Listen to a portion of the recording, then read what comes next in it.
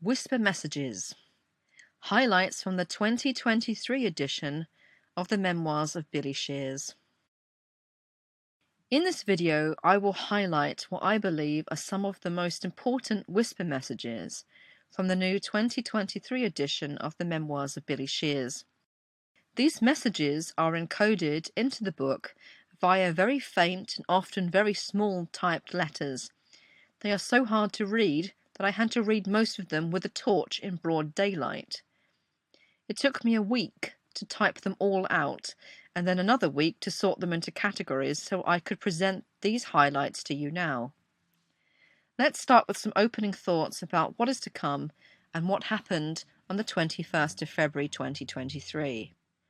From the preface of the postscript added in 2021, these whisper messages will include more facts about whatever is in the text, but will also go off subject into whims, opinions, ideas, quotes, theories, or maybe philosophical tangents. To get the most out of them, treasure what you will and ignore the rest, which is exactly what I've done. On page 13, which is the very first page of chapter 1, it says, "Everything is about to change. The disclosure is not only within this book, but everywhere. We are at the end when all that has been hidden is revealed. Now is the great uncovering." Below that it says, "Were the threats against Billy to keep him working or to suppress this book?" Which immediately makes us think, who's threatening Billy and for what purpose? And then under that it says, "The moratorium expired on the 21st of February 2023. After keeping the book on the down low for 13 years, we may finally start promoting it." That's also very interesting, because one would think by now all the people who are willing to embrace it have already embraced it. So I'm not sure what demographic they're going to promote it to. In January 2023, I made a video about the ancient Roman festival of Feralia, which is a festival to honor the dead, occurring on the 21st of February each year, and that was described in the second volume of Ovid's Fasti. And on page 123, I noticed this quote from Ovid: "Wherever I look, there is nothing but the image of death." So I thought that inclusion was quite interesting as well. So let's look at some of the information that we get about Billy. On page 494, little Billy was born in 1937, so that confirms what we thought. Page 76, would he cut off the extra toes to match Paul? This, of course, is a reference to the idea that he might have 6 toes. On page 17, Paul was 5'10", Jane was 5'8", and Billy was 6'2.5". Okay, so 5'10" would make him the same height as George Harrison in his passport, and Ruth McCartney, Paul's stepsister, has said that Billy was 6'2.5", so that confirms that. Jane was 5'8". That seems a bit tall to me, anyway. I think about her standing next to Michael Caine, who was 6'1", and standing next to Vincent Price, who was 6'4", and she looks pretty short next to both of them. So I'm not sure what that's about. On her IMDb, it says she's 5'7". So someone's lying. On page 92, it says, William became interested in Lewis Carroll's Through the Looking Glass and Alice in Wonderland because Jane Asher played the title role in their dramaticized versions, which surprises me. I would have thought he would have been more interested earlier on, because she did that in 1958. There you go. Page 102, we have the first of 3 statements about Billy and his eyes. Billy has one eye on earth and one under it. His third eye sees both. Did they bury one of his eyes?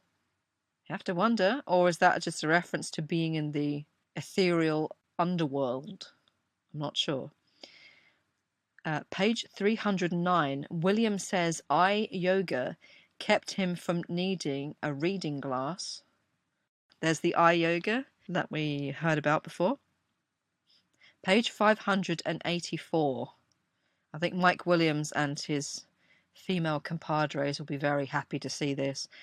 Heather Mills' prosthetic leg and his own prosthetic eye gave Billy a greater awareness of the tragedies of landmines. So there it is stated very emphatically, I think. He has a fake eye. Poor boy. It does actually answer some questions, but then poses others. Why did he lose an eye? How did he lose an eye? When did he lose an eye? Yeah, that poses more questions than it answers, actually. Page 302. Billy's worst addictions have been cigarettes and alcohol. He suggests drinking only in moderation.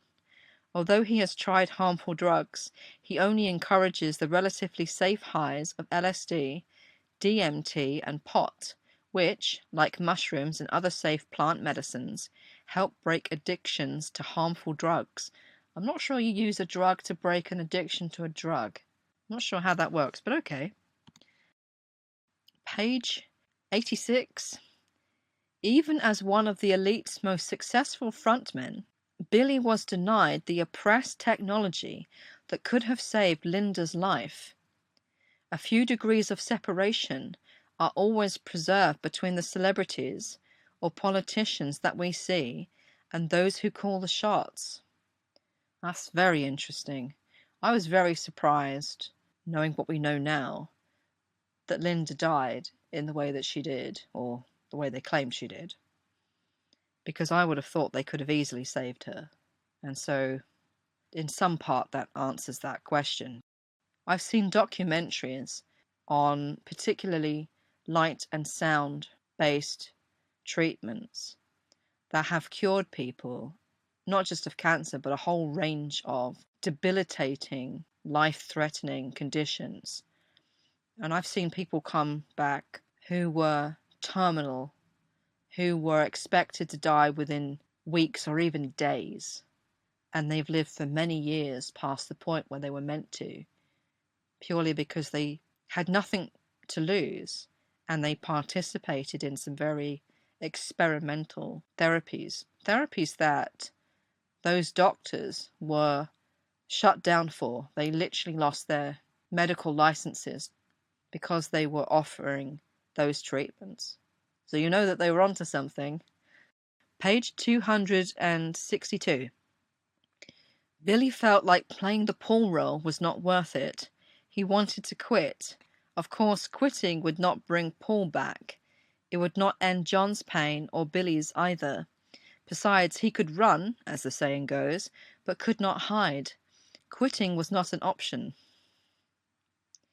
Page 582. Feeling bad for victims of terrorism and his own servitude, Billy sang that it was his right to live a free life, from the song called Freedom. If he were free to live his own life, he would much rather be with his grandchildren than make McCartney appearances. That's not very surprising now, is it?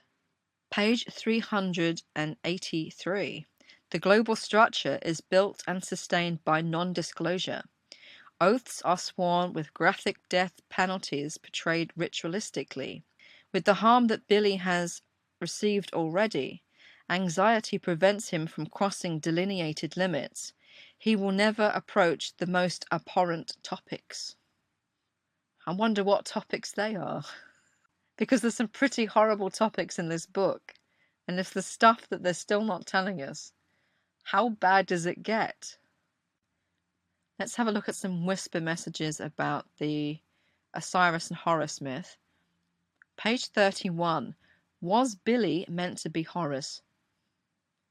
I've often wondered about this, because in the Diaries of Crowley, he writes quite extensively about the sex magic rituals that he performed with Deirdre, the girl Pat, or Patricia Doherty, however you know her, and they produce a son child which was Randall. And I don't know the ins and outs of these things, but I gather that producing a sun child is more difficult than producing a moon child. And I would have thought, since Horus and his myth links up with Ra or Re, the sun god, that Horus would be reborn as a sun child.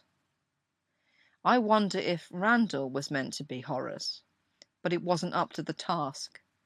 Certainly he didn't have the musical skill that Billy has. Maybe Billy was the second option, simply because he was up to the task and he did have the skill. I've often wondered that. So that's a very interesting question. Page 341. If Crowley was right about how to reenact the Osiris-Horus myth for them to take possession, then Billy is possessed by entities far more powerful than Paul. That's a pretty grim thought. Page 562. The initiation of each new pharaoh included consuming the brains of the one before to receive the ka, or soul, of every pharaoh before him, all the way back to Osiris, making each a composite of all of them. All were Osiris. And this is well known. Egyptologists have been talking about this for some time, so I don't doubt it, but it's still pretty grim. The next part that's written under it I thought was particularly interesting. The Eucharist, or communion, is not, according to the Catholic Church, a form of divine cannibalism. This is very interesting, because many people think that the Eucharist is based on the Egyptian clay and wheat ceremonies, whereby a priest uses clay molds to reproduce the body parts of Osiris using a wheat paste. And the parts are then hidden all over the town, and his wife, or someone similar, plays the role of Isis and has to find them again, and then they're consumed. So likewise, the traditionally wheat wafer that's used in the Catholic communion is also thought of as being the literal body of Christ. And I wonder if one ceremony came from the other. It then carries on. Even with brains spread like jam on delicious bread, the coercion to consume them reinforces the trauma that pushed the mind-controlled participant to that point. I mean, that's horrible. I've been a vegan for over 20 years. I can't even imagine eating meat ever again, never mind brains. That is a horror beyond horror. Let's carry on. Page 564. Paul is one of many entities to attach to Billy. Since Billy's early childhood, whenever he retreated into a dissociative space, entities attached to him, he would return and see how he had been injured. I'm guessing this is relation to something like RSA. I mean, what he must have been through is dreadful.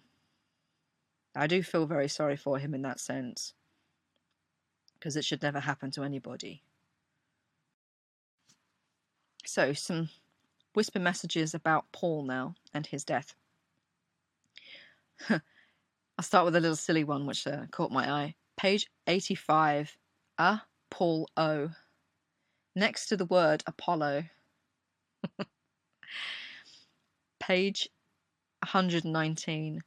Paul was conceived on the 11th September 1941.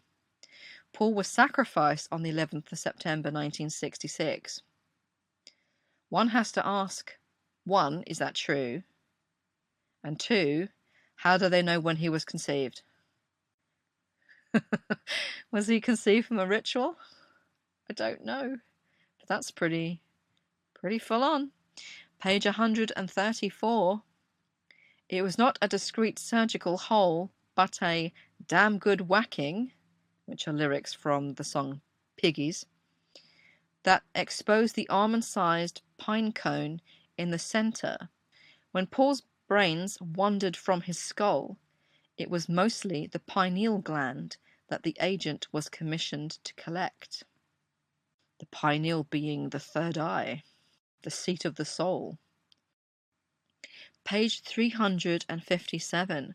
Paul's post-death preservation was as critical as his death.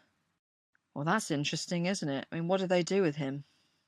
They preserved him in some way. Did they mummify him? I don't know. Page 405. From conception, 11th September 1941, to death, 11th September 1966, Paul died at 25. The 28 if license plate was stolen several times before the car was auctioned in 1986. From conception to Abbey Road's release, September 1969, Paul would be 28. Page 504. Mary Shelley's Frankenstein reminds us that these 3D bodies can be reanimated. We have Paul's body parts. Can he be brought back to life like Osiris and Frankenstein? No, I don't think he can. Back off Frankenstein is 504 in Jewish gematria. Okay. Page 71. Although Billy's family heritage is steeped in Scotland, Paul's maternal grandfather and paternal great-grandfather were born in Ireland. Exactly as I expect. He was Liverpool Irish. Page 148. Left-handed Paul led the left-hand path of breaking taboos in favour of self-determination. Page 303. On average, right-handed people live 9 years longer than left-handed. It would be 9 years, wouldn't it? Page 157. Mal Evans played the part of the magical mystery boy, representing Paul with his brains bashed out. That's the image that's used in the film, the body without the head. The Beatles' music and performances. Page 29. Ringo did not drum on Beatles albums that were released in Paul McCartney's lifetime. Bernard Purdie was right, is all I can say to that. Page 34. They considered using Keith Allison to keep the Beatles performing publicly. Well, they wouldn't have got very far if they had, because he doesn't really look like him. Page 49. Michelle was mostly written by George Martin, which is not very surprising at all. Page 74. This is an interesting one. The Billy Pepper and the Pepper Potts material was backdated to fit the narrative that Billy covered Beatles songs. The moment I heard those albums, I thought to myself, these are demos, aren't they? There's Please Please Me on there, and I Want to Hold Your Hand, and I Saw Her Standing There. I think they were the demos that the Beatles had made for them to teach them how to play those songs. It says in the book, I think, if I remember rightly, that Barry Mason and the Dave Clark Five were brought in to make a demo of How Do You Do It? So it wouldn't be unprecedented. Page 107. Voices, humour and ancestry made them assets. I think the ancestry there is particularly interesting because knowing these people, that could mean anything.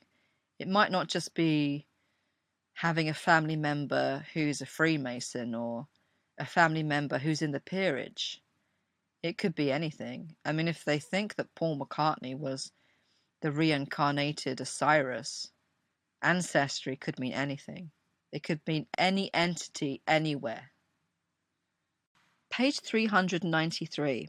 Until Billy stepped in, nearly all of the Beatles' piano or keyboarding was done by George Martin. That doesn't surprise me at all. Page 124. Billy, as Paul McCartney, said, if anyone earned the title of the fifth Beatle, it was George Martin. He was the most generous, intelligent, and musical person I've ever had the pleasure to know.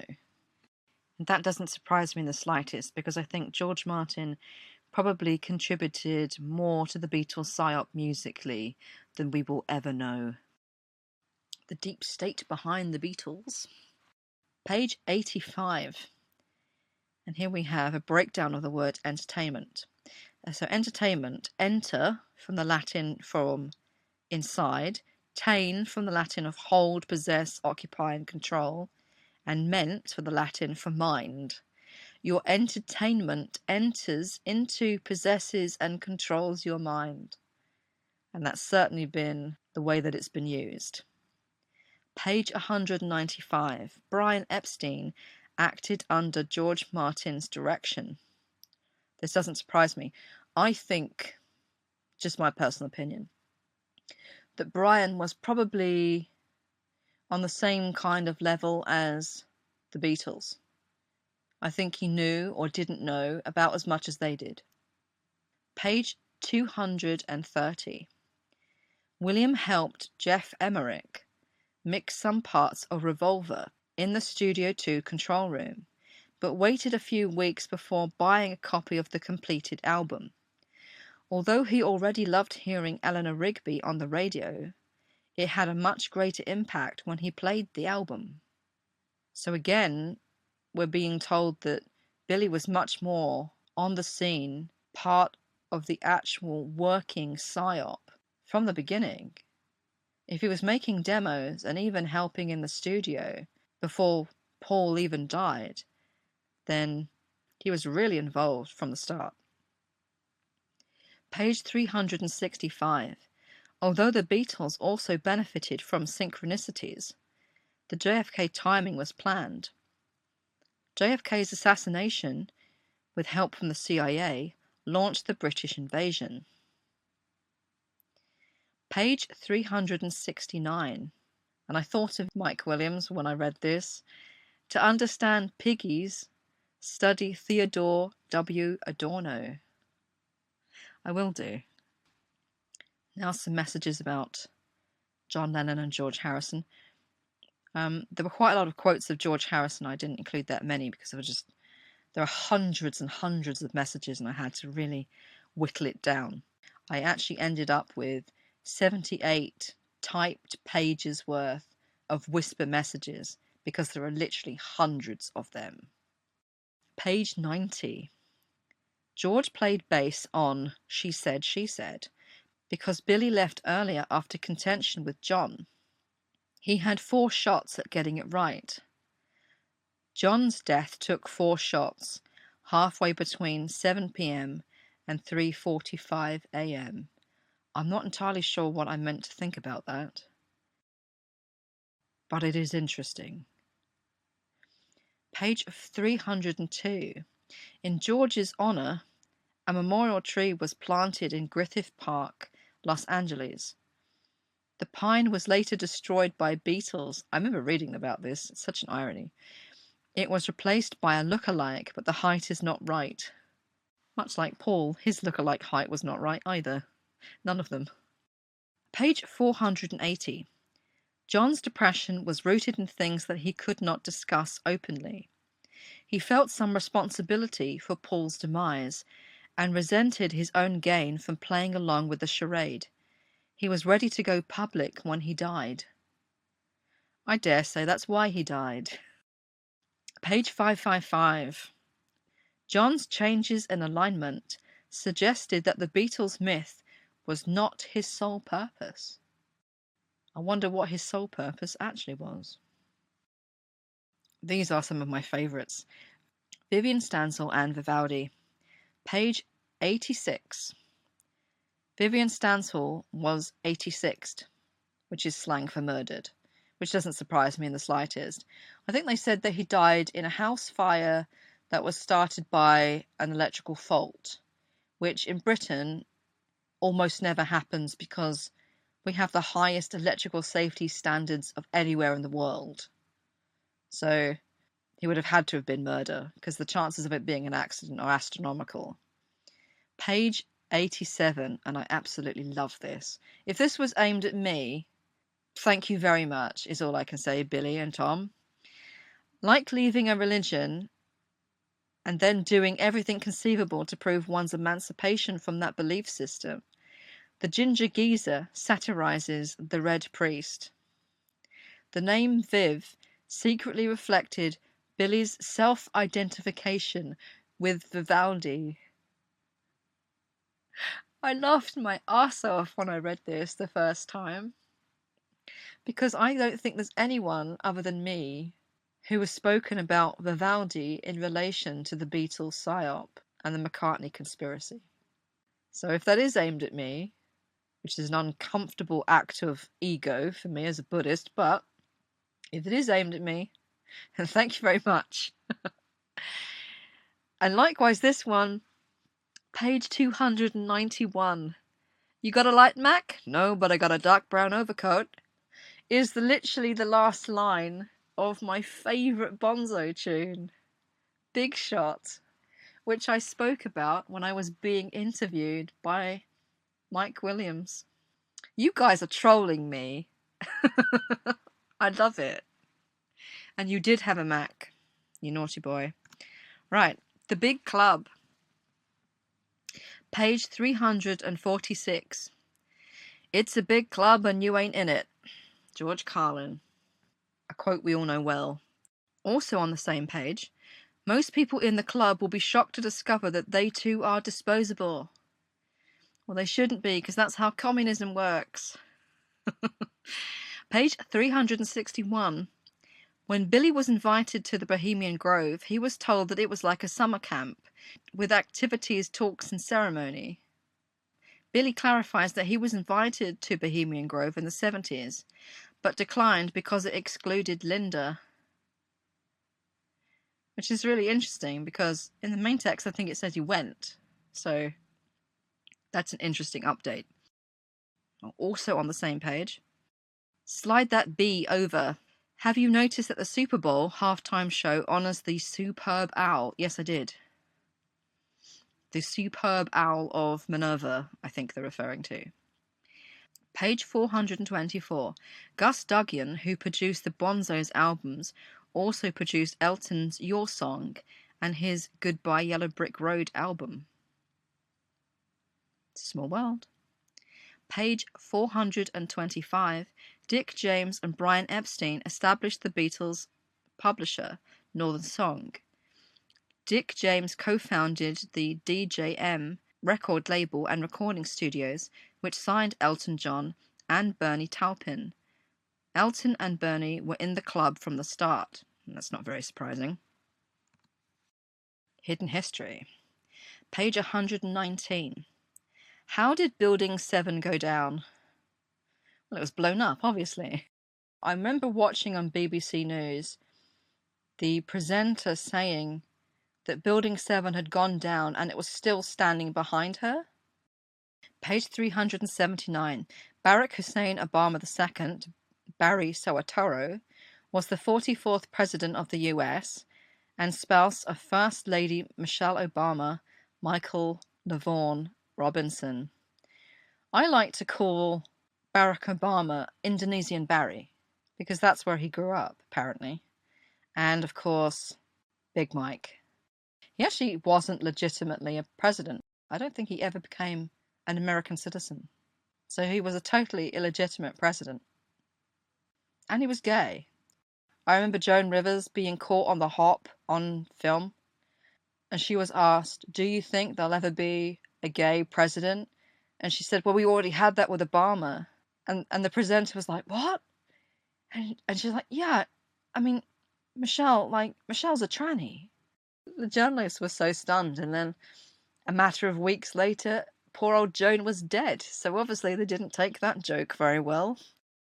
This is a real shame, because I liked Joan Rivers. She was excellent. She was a very funny woman, and there aren't that many funny women. Page 414. Controlling others is as simple as controlling their information. As quoted by Churchill, history is written by the victors. For example, to repair Russia's reputation after destroying the Tartarian Empire, they said Tartaria never existed. Page 476.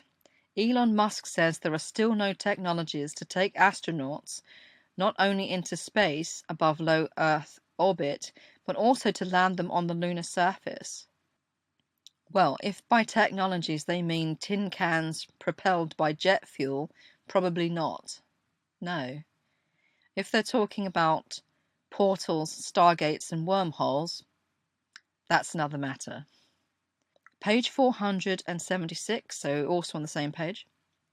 Although we are told to only look back to World War II for historical context, the current Russo-Ukrainian conflict specifically, and NATO's antagonism towards Russia generally, has its roots in Russia's war against the Khazarians, which would be modern-day Ukrainians, 1200 years ago. Yes, anyone who really knows what's going on over there knows that's true. Hitler, Nazis and Jews. Page 136. Maria Anna Schlickelgruber was a servant in the mansion of Lionel Nathan de Rothschild, eldest son of Nathan Meyer Rothschild, until, at the age of 41, she became pregnant and moved away. When her child, Alois, was 5 years old, Maria married Johann Georg Hiedler. Maria died 4 years later. Johann died when Alois was 19. Page 137. Eventually, Alois sought to officially change his name to match his stepfather. However, due to a clerical spelling error, the name Hiedler was rendered Hitler, which Alois accepted and passed on to his 4 children: Alois Jr., Angela, Adolf, and Paula. After pretending to be Adolf and Eva getting married, the couple retired to their bunker. The male actor spent the entire wedding night fully clothed, lying on the bed wide awake. The next day, at the same time, Heinz Linger suicided both actors. Page 138. Although EMI was criticized for hiring so many Nazis, the US, in Operation Paperclip, hired more than 1,600 Nazi specialists. The USSR and others also gathered all that they could. Page 318. Most Ashkenazi Jews are genetically European. The heritage spoken of in the footnote is Jewish in the Rothschild-Khazarian sense, not in any sense of descending from the biblical Judah. Restricted technology and knowledge. Page 111. Anti-aging technologies are being suppressed until the world population has been reduced and sterilized. I'm already sterilized, sadly. Page 239. CERN's Large Hadron Collider enables interdimensional communication. CERN has been called the key to the abyss. There's been some really weird things that have happened over the top of that, like portals opening and stuff like that. Very crazy. Page 295. Google is said to collect surveillance data on cell phones, even while in airplane mode. Data collection and control will be complete when surveillance devices are embedded in every human. The masses are easily controlled by fear and ignorance. When frightened enough, they agree to anything. Well, the last few years have proven that to be true. Page 530. Most of the propaganda against cannabis was financially motivated because hemp, pot's cousin, threatened the paper and plastics industries. Well, that's very interesting. I hadn't really thought about that, but that makes sense because hemp is a fantastic plant. You can do so many things with it. Dystopian future. Page 340. When everything Americans believe is false, our misinformation campaign will be complete. William Casey, CIA Director, 1981 to 87. I've seen that before. It's about right, isn't it? Page 374. At the top, above human administration, the satanic agenda is to eliminate humans. Wowza. Page 571. Imagine there's no countries, no religion, no possessions, a brotherhood of man, sharing all the world. And then on the same page, you'll own nothing and you'll be happy. Klaus Schwab. Yep. Page 583.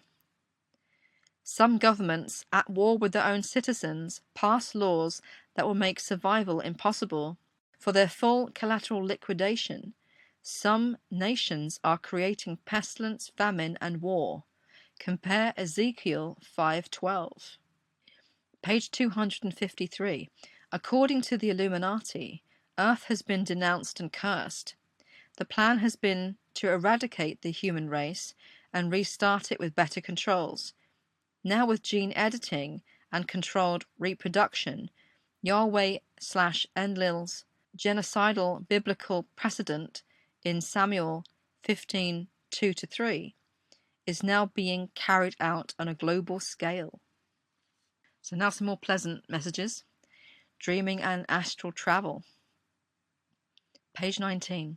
We can learn a lot about our dreams when we remember them. Consider keeping a dream journal. Write dreams down as soon as you wake up before you forget them. Reflecting on them later helps us know ourselves better. Page 33. Have you dreamt of Paul or Billy yet? When you do, remember to write them down in the back of the book. There are loads and loads of messages that are basically variations of that message. Page 224. Our three-dimensional existence is not real. Our own consciousness renders it like a dream. People are interdimensional beings. It is common to interact with beings in other dimensions. When we do, meeting them is easier in the astral or ethereal realms. Our reality is too dense. And that makes me wonder, do other beings from outside this place, this realm, do they have to have avatars in order to be here in the same way that we have 3D bodies? I don't know. Maybe. Page 312. Do you astral travel? Leave your body for an hour to join us in the astral field at Hyde Park, London. Through meditation, meet us and each other every 11th of September from 5 to 6 a.m. GMT. The Hyde Park crowd grows bigger every year. Why is it in Hyde Park? If you're astral traveling, you can go literally anywhere. Consciousness and Source. Page 23. Your consciousness has been infiltrated and corrupted. This book is to switch it back. Page 53. Just as the DNA in every cell contains the blueprint of the whole body, any part of this fractal simulation reveals the whole. Page 63. We began as source energy. Make this your mantra. Before the universe was, I am. Page 215. We are the universe becoming self-aware. We increase our consciousness through what we dream. It is a continuance of Source, increasing self-awareness as it dreams of us, projecting the hologram of its own aspects, so that it may know itself through our experience. Page 249. Our reality is our consciousness within the collective consciousness, within this simulation, within the universal mind. Page 316. The universal mind is the Tao, the Absolute. I mean, if you're Hindu or a Buddhist or anything like that, all of this will make immediate sense. And equally, if you're into Hermeticism, you're an alchemist, for the same sort of reasons, it will make absolute sense. If you're anyone else, you're probably a bit lost. Waking up from the Matrix. Page 181. You are leaving the Matrix. It may feel like you are leaving home, but it's the other way around. Page 440. As we increase in consciousness, we raise the energy field around us, impacting other fields. The human family is becoming polarized, dividing those who embrace the light from those who eschew it. Taken to its logical conclusion, this simulation will split as parallel universes, with part ascending and part descending. Very possibly. I think I've probably jumped timelines already, but that's another story. Let's just say I went to someone's funeral in one timeline and she's still alive in this timeline. We'll put it like that. Page 147. See, the love that's there sleeping is also a metaphor for the unawakened love consciousness. We awaken faster when we are too uncomfortable to sleep. We have now reached the part of the simulation where the pain caused by those creating a hell realm is awakening the light workers. It was foreseen.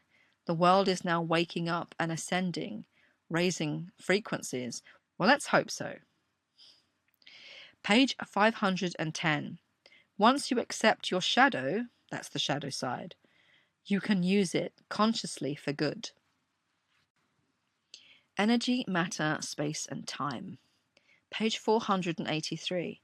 In a 3D simulation, what manifests as matter is merely energy slowed down and collapsed into particle form that reverts back to its prior energy state when unobserved. We're entering into idealism here. Page 484. Since we are all one of the same source energy, everyone and everything can be accessed through anyone and anything. Our projected holographic universe is only visible within this simulation. It does not exist outside of it. Page 489. Like a program running in the background until appearing on our screens, the material world conserves energy by existing only in potentiality, except when observed. Interacting with our senses, electrons are set in place, waves become particles, and matter is solidified. Being our dream, nothing exists except when we experience it. As if objects in space were real, we perceive people and things as distinct from ourselves. Not perceiving our shared source energy, one of the most challenging aspects of this 3D simulation is its illusion of separation. Page 644. It's being here and now that's important. There's no past and there's no future. Time is a very misleading thing. All there is ever is the now. George Harrison. Absolutely with you there, George. Understanding reality. Page 275. See a broader spectrum through dystopian glass. Reputedly, it's a glass that allows you to see auras. Page 344. A couple of quotes now from the Buddha. What you think you become, what you feel you attract, what you imagine you create. And on page 435. You will not be punished for your anger, you will be punished by your anger. Yep, I've learnt that the hard way. Page 597. We are all one. Whatever we do to others, we do to ourselves. Do no harm. That is literally the first precept if you're a Buddhist. Page 598. This three-dimensional realm of your consciousness is merely a tactile thought experiment in the mind of God. Page 600. No thing is real. 3D physicality is a projected program. You are the universe having a 3D simulation to know yourself. Page 601. The right and left hemisphere of our brains can communicate with each other in a field that is outside of space and time. And 306. We are interdimensional beings who have been taught to play small. Now, I'm a proponent of Hollow Earth. I think some of my subscribers may be proponents of Flat Earth. But either way, you'll find these messages very interesting. Page 477.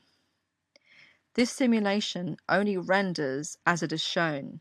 If Earth was shown from deep space, it would be rendered as a sphere. But from what is shown down here, it renders flat. The whole simulation is specific to each observer. Page 491. In the context of Earth as a holographic simulation, rather than as a base reality, we may say, Earth is a realm, it is not a planet, it is not an object, therefore it has no edge. Earth would be more easily defined as a system environment. Page 578. Looking at Mars through a telescope, we see a 2D circle that we interpret as a distant 3D sphere. It is the same standing on Mars, looking at Earth. However, standing on either, we are at the same simulation base, making them level with each other. Are Venus and Mars level with the Earth? I think all I can say to all of that is wowzer. Page 661. If this realm were not a simulation, imagine the odds of the sun and moon appearing from Earth to be the exact same size. There's a thought. Now a few messages about frequencies. There's quite a lot of these in the book. Page 80. Dr. Emoto shows how water exposed to loving energy forms beautiful molecular designs, while water exposed to contentious energy turns ugly. Your body is 60% water, averaging 11.1 gallons, or 42 liters. Its molecular formations are based on present energy fields. We form ourselves molecularly by the energy of what we think, feel, or hear. Page 174. 174 Hz is known to relieve pain and stress. This solfeggio frequency provides a sense of stability in the organs and especially supports the lower back, legs, and feet. Page 285. 285 Hz supports healing the tissues and organs. This solfeggio frequency promotes cellular regeneration. Some people use this frequency to treat minor injuries. Page 287. If cats love you, you probably have good energy. Page 417. 417 Hz clears negative energy and increases creativity. This solfeggio frequency helps us break negative cycles by dissolving negative emotions and thought patterns. Page 528. 528 Hz is known as the love and miracles frequency. The solfeggio frequency activates DNA repair. In one study, 528 Hz at 80 decibels increased cellular viability 20%. That's really interesting. I've actually tried experimenting with that particular frequency, and it made my body feel the most alive I think it's ever felt. It's a very, very interesting sensation. Page 555, simulation hack. Use the code 55515 to reduce pain. This is in relation to a CIA paper that I saw, I think, where if you were in pain and you recited 55515 over and over, eventually it did actually reduce your pain. Page 639.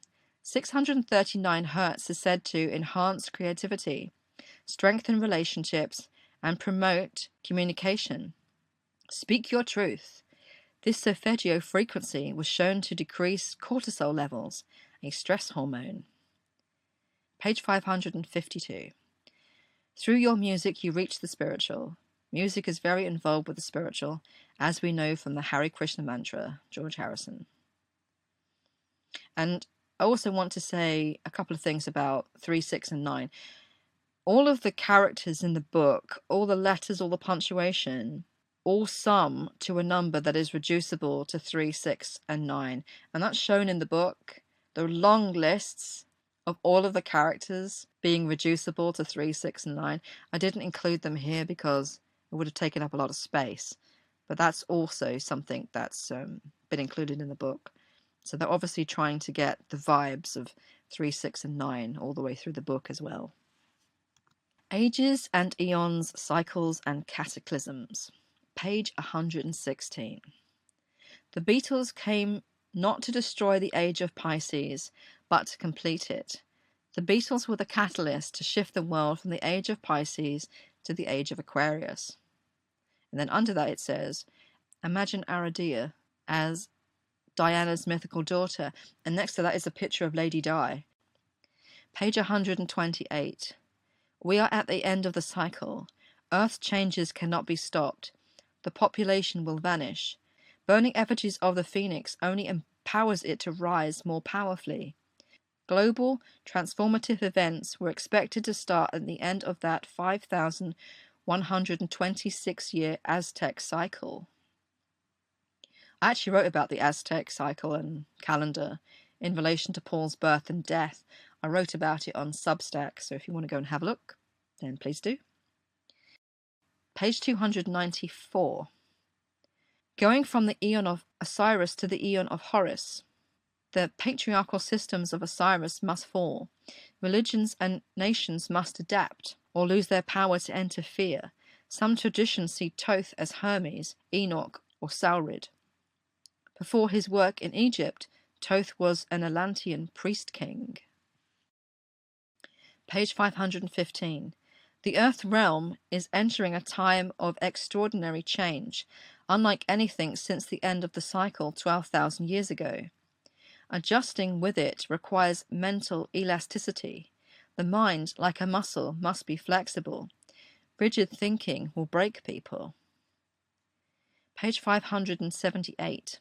In this 3D simulation, every cycle ends the same.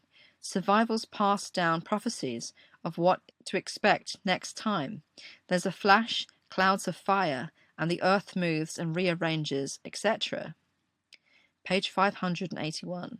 The coming cataclysms, pole shift, solar cycle, Nibiru's return, etc., add urgency for the collateral liquidation and sterilization to eliminate natural humans who would compete with the new CRISPR-engineered species. We were shocked by the willful collateral damage. I'm not shocked by anything anymore. Page 592. The Beatles' raison d'etre was for Osiris and Horus to transform the world. Page 605. The Beatles are a psyop in a simulation. And now we have lots and lots of alien stuff, which I'm thrilled by because this is something I've been interested in my entire life. And I mentioned the negative alien agenda on my very first video, just very, very slightly at the end, because I didn't want to talk about it too much, because I didn't want to scare people off, frankly. But here they are. Lots and lots of messages about ancient aliens. Page 91. Nibiru approaches Earth 2 or 3 times per solar system reset. Nibiru orbits our Sun every 3,600 lunar years, 3,548 solar years. Page 450. The Sumerians tell us about the Anunnaki siblings, Enlil, Enki, and Ninhushag, who came to Earth from Nibiru. While here they mix their DNA with that of the Homo erectus to produce Homo sapiens. The smaller Homo erectus brain was inferior in linguistic and analytical intelligence, but superior in interpersonal and intrapersonal intelligence. That sort of makes sense, because if you don't have language, then in order to get along with other people, you're going to have a lot more emotional intelligence. Page 451. The Homo sapiens, hybrid Anunnaki and Homo erectus, had it all, taking after both sides. Some people lean more one way than the other. Page 529. Although Enki first came to Earth as an extraterrestrial immigrant, he is no alien to us. He is our great-great-great-grandfather. Page 358. Her Majesty is a pretty nice girl, but she changes from day to day. And that is written next to a picture of Queen Elizabeth II with her reptilian-looking eyes. Page 431. Humans might get along better if they understood that our simulation has been infiltrated by non-humans at war with Source. Subterranean reptilians. This is written right next to the song of the same name in the last chapter of the book. Page 657. In this simulation, most of what we encounter is within Earth, not from the heavens. Although some UFOs are extraterrestrial, others turn out to be government-operated equipment or holograms, such as Project Bluebeam. Likewise, subterranean reptilians are sometimes mistaken for extraterrestrials. We tend to assume distant origins. Some old accounts of Satan appearing to individuals also appear to have been merely subterranean reptilians. From what we are told, before humans entered this simulation, technologically advanced reptilians dominated the planet. Their underground civilizations escaped Earth's devastations caused by cyclical solar events that occur every 12,000 years.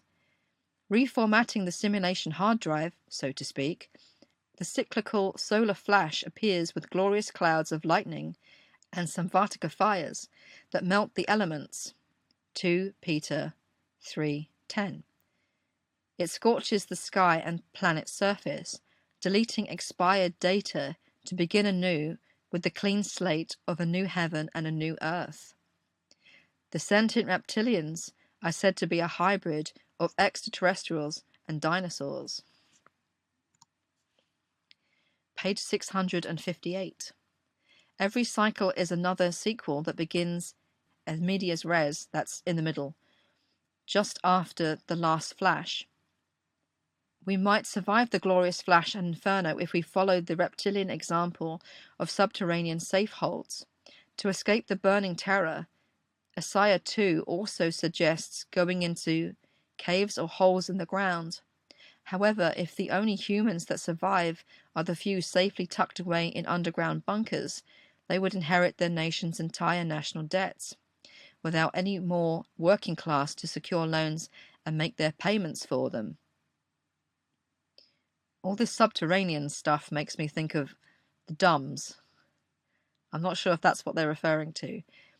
Rather than printing their own money, as would be expected from a sovereign nation, most nations have secured promissory notes from central banks owned by the Rothschilds, which they pay back with interest. As collateral for that debt, they create corporate fiction by each birth certificate. Each corporation is shown in all capital letters, see page 521, as opposed to a person's name that would appear in upper and lower case. The failed nations are liquidating lucratively, receiving credits for cooperative collateral damage. And this is the page that they were referring to. Although Paul McCartney the man had died, Paul McCartney the government-created corporate fiction, now under Billy's control, was still in business, still paid taxes, etc., making the document admissible in court while bypassing the issue of identity. Billy typed the legal fiction's name, as shown by being in all caps. It was not Paul the man dissolving the band, it was his corporation doing it. He underlined the corporate name, as if the corporation had signed or stamped it. And I have an interesting story about this, because about 4 or 5 years ago, I used a utility online whereby you would type in your national insurance number and it told you all of the companies that had ever traded you. And I had about 800,000. And I went to the online common law court and I declared myself a free woman. And about 6 months later, I went back to that utility and I typed in my national insurance number and I wasn't there. Whether I had been taken off the list, whether they'd stopped trading me, I don't know, but I wasn't there. Page 659. Each certificate represents a human to be eliminated if the nation defaults on its loan. Rather than waiting for the natural calamities to destroy that collateral, making every nation insolvent without assets or collateral, it was economically sensible to cash out. Supporting the agenda to start over with another species upgrade, especially since most of that collateral would be lost anyway in the naturally occurring end of the Earth cycle. So there's your building back better. The reptilians devised the debt-based banking scheme to lawfully take back their planet.